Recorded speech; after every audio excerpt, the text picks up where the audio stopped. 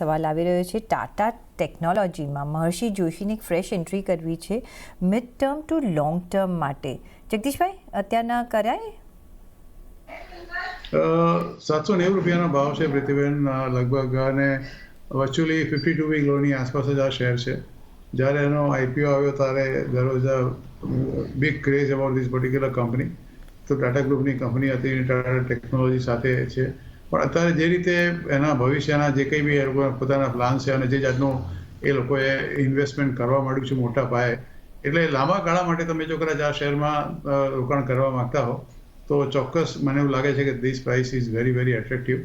આજે તો 2 કે 3% જેટલો આ શેરનો ભાવ ઉપર છે. જ્યારે લિસ્ટિંગ થયો એ પછી તો 1400 રૂપિયાનો ભાવ પડ્યો હતો, એનાથી લગભગ અડધો થઈ ગયો છે. એટલે આ શેર ફંડામેન્ટલી સારો છે. It will take some time, કારણ કે જે બિઝનેસમાં એ લોકો છે એમાં થોડી ઘણી એ લોકો તમારે થોડો સમય ચોક્કસ આપવો પડશે. અને વચમાં રિસેન્ટલી પણ એક થોડું એ લોકોની આઈટી સર્વિસીસ સસ્પેન્ડ થઈ ગઈ હતી. એક રેન્સમવેરનો એક ઇન્સિડન્ટ બન્યો ટાટા ટેકનોલોજીમાં, એટલે એ લોકોએ પોતાની આઈટી સર્વિસીસ બંધ કરી દેવી પડી હતી.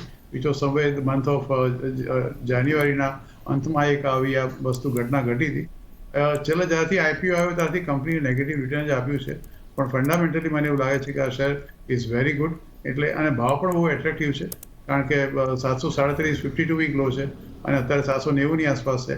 એટલે તમે જે છેલ્લો 52 વીક લો છે એના સ્ટોપ લોસ રાખીને 737ના સ્ટોપ લોસ રાખીને આ ભાવે પણ ખરીદી કરી શકો છો.